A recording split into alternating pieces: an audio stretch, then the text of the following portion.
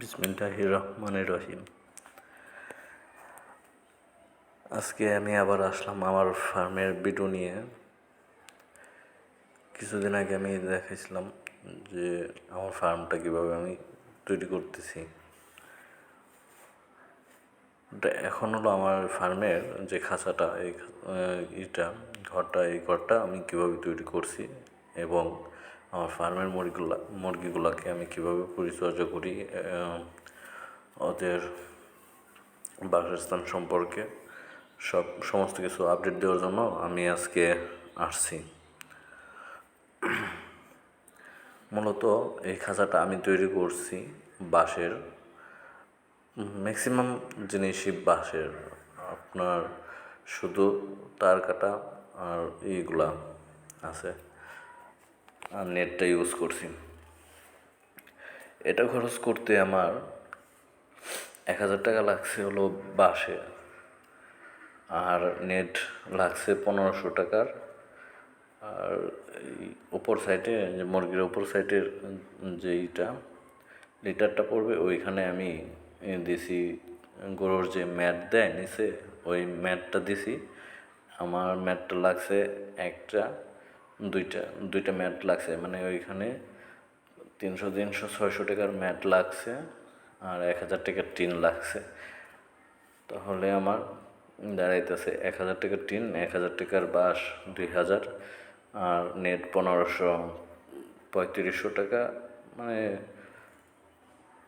সব মিলায় প্রায় 5,000 টাকার মতন খরচ হয়েছে এই ঘরটা তৈরি করতে।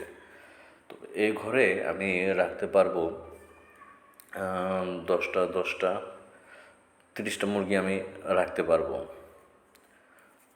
একদম অনায়াসে 30টা মুরগি আমি পালতে পারবো। 30টা মুরগি এখানে আমার, যদিও আমার 5,000 টাকা খরচ হয়েছে, কিন্তু এই 30টা মুরগি যদি আমি এখানে লালন পালন করি, তাহলে আমার হচ্ছে কি, ওই মুরগিটা আমার সুস্থ সবলভাবে থাকছে। আমি নিজেও কল্পনা করতে পারিনি। আমার মুরগিগুলো আগে ছাড়া ছিল, আমি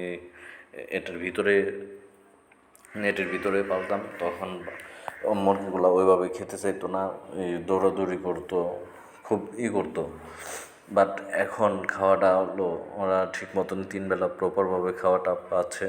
ইভেন ছেড়ে দেওয়ার পরে পানিটা ওইভাবে খেতে পারতো না, বাট এখন পানির ব্যবস্থা করা আছে। ওরা ঠিক মতন যেমন খাবারটা খায়, ঠিক ওই পরিমাণ পানি খায়, যার কারণে দেহে পানির অভাবজনিত যে রোগগুলো হয়, ওগুলো থেকে মুরগিগুলো এখন আছে। তবে মাশাআল্লাহ আমার মুরগিগুলো অনেক সুন্দর এবং মানে সুষ্ঠু নিরাপদে আছে। আমি বিশ্বাস করতে পারিনি যে এইভাবে পালন করলে বাদে মুরগিগুলো এভাবে এত তাড়াতাড়ি বড় হবে। এই মুরগিগুলো আমার চোখের সামনে বড় হচ্ছে, আমার আসলে অনেক ভালো লাগতেছে যে এই মুরগিগুলোকে আমি এভাবে আগে অনেকভাবে আমি চেষ্টা করছি, কোনোভাবে আমি সফল হতে পারি নাই। আমার আগেও 10টা মুরগি ছিল, সেখান থেকে 40টা বাচ্চা, 50টা বাচ্চা, এরকম আমি কোনোভাবেই করতে পারি নাই, গ্রো করতে পারি নাই। এই কারণেই যে ম্যানেজমেন্টটা আমি প্রপারভাবে ভাবে কন্ট্রোল করতে পারতাম না। বাট এখন হচ্ছে কি, আমি 3 বেলা এখানে, সকালে আমি কাজে যাওয়ার আগে খাবার দিই, আবার দুপুরে এসে খাবার দিতেছি, বিকেলবেলা লোক আছে, ওনারা খাবার দেয়, পানি খায়। আমি এখান থেকে মোটামুটি কন্ট্রোল করতে পারতেছি খুব ভালোভাবেই। তো আপনারা দেখতে পাচ্ছেন যে এখানে যে ওপরে যে 4টা মুরগি, এই 4টা মুরগির 2টা মোরগ আর 2টা মুরগি। তো এটা হলো আমার 40টা বাচ্চা থেকে এই 4টা টিক ছিল। আমি মানে খুব হতাশ হয়ে গেছিলাম, আমি কি করব, কীভাবে এটা গ্রো করব, আমি কোনোভাবেই করতে পারছিলাম না। পরে আমার মাথায় আইডিয়া আসলো যে না, আমি এভাবে আর ছেড়ে পারবো না, এগুলোকে আটকায়া দেখি কী অবস্থা, কীভাবে কোনো কিছু করা যায় কি না। তখন আমি এগুলোকে আটকায়া দিলাম স্যাম্পল হিসেবে। প্রথমে মাঝখানের এই 4টা মুরগির জন্য বাঁশের খাঁচা তৈরি করলাম। এইভাবে আগে এখান দিয়ে নেটের বেড়া ছিল, নেট দেওয়া ছিল, জাস্ট খালি ভিতরে খাবার দেওয়া যাইতো, ওইভাবে খাবারগুলো নষ্ট করতো, পানি ফেলে দিত, কন্ট্রোল করা যাইতো না। পরে আমি ওই নেটটা চেঞ্জ করে বাঁশের বাতা দিয়ে এভাবে 2 ইঞ্চি গ্যাপ করে দিছি, যাতে মাথাটা বের করে ওরা বাইরে থেকে খেতে পারে, এই সিস্টেম করে দিছি। পরে সিস্টেম করে দেওয়ার পরে আমি অনেক পাইছি, সুবিধা পাইছি। ওরা যদিও খাবারটা একটু ফালায়, তারপরও প্রপারভাবে খায়, কারণ ওরা মানুষ না, ওরা ওদের মতন করেই খাবে। আর এখানে আমি পরে আবার নিচে 7টা বাচ্চা আনছি। এই 7টা বাচ্চা আমি যখন আনছি, আমি খুব টেনশনে ছিলাম। বাজার থেকে ক্রয় করছিলাম তো, যখন আমি কিনছি, কেনার পরে যখন গাড়িতে নিয়ে আসতেছি, তখন আমি বাচ্চাগুলো দেখে চিন্তা করলাম যে আমি মনে হয় এগুলোকে আর করতে পারবো না, সুস্থ করতে পারবো না, বা কারণ অনেক দুর্বল ছিল বাচ্চাগুলা।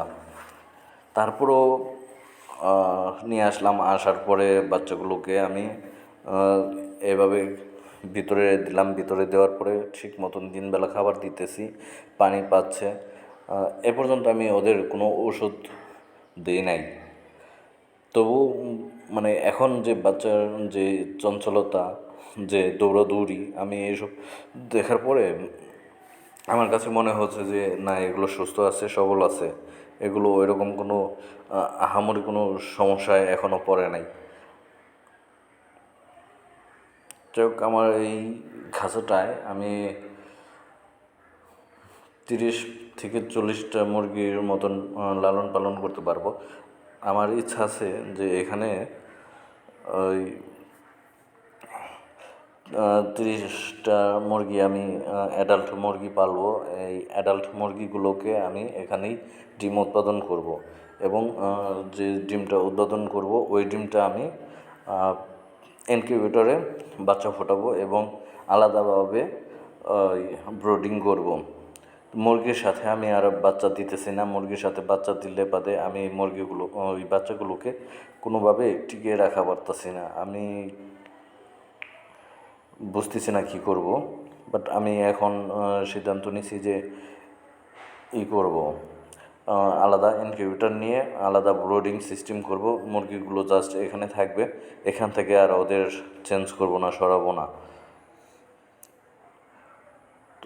এতে আমার যে দেখেন লিটারের যে মুরগি, নিচে আমি একটা ত্রিপল দিছি। মুরগির যে লিটারটা, এই লিটারটা ত্রিপলে পরে, ত্রিপলের থেকে পরে আমি এটা 2 দিন পর এটাকে চেঞ্জ করে দিই, নিয়ে বাহিরে আমি জমা করে রাখি। জমা করে এটা বিভিন্ন গাছগাছালির মধ্যে দিই, এবং ওই এইটা ত্রিপলটা ধুয়ে পরিষ্কার করে আবার দিই। এতে আমার ফার্মের দুর্গন্ধটা হচ্ছে না। আমি দুর্গন্ধমুক্তভাবে আমার ফার্মটা পরিচালনা করতে পারছি। দেখুন, আপনারা সবাই আমার জন্য দোয়া করবেন, আমি যেন ঠিকভাবে এভাবে আমার ফার্মটাকে গ্রো করতে পারি, এবং আমার চ্যানেলটাকে সবাই লাইক, সাবস্ক্রাইব করে এবং শেয়ার করে আমাকে একটু হেল্প করবেন। আমি এই ইউটিউব চ্যানেলে নতুন, আমি আগে ওরকমভাবে কোনো কাজ করিনি, আর এডিটিং সম্পর্কে আমি ওইরকম কোনো কিছু জানি না। তো আমি জাস্ট চেষ্টা করতেছি, তো আপনারা আমাকে সাহায্য করবেন। আর এই যে খাঁচাটা, এই খাঁচাটা আমার প্রথম করা ছিল, আমি ওইটাকে আবার আপডেট করব, এই জন্য ওইখানে রেখে দিছি। যখন আমার পূর্ণাঙ্গ হবে, তখন আমি ওইটাকেও ইউজ করব। মানে 30 আমি 60টা মুরগির একটা ব্যাচ করব, যেখান থেকে আমি যেন একটা ফিডব্যাক পেতে পারি আমার সংসারে, আমি যেন একটা সাপোর্ট পেতে পারি। তো এই হলো আমার খামার। মানে বাইরের থেকে আমি এই খামারটা করছি, চারপাশে নেট দিয়ে বেড়া দিছি। বেড়া দেওয়ার পরে কোনো বাচ্চা মুরগি বা বড় মুরগি কোথাও বের হতে পারে না, আর বাড়ির আশেপাশে যারা থাকে তাদের কোনো ক্ষতি করতে পারে না। আপনাদের সবাইকে ধন্যবাদ। আমার ভিডিও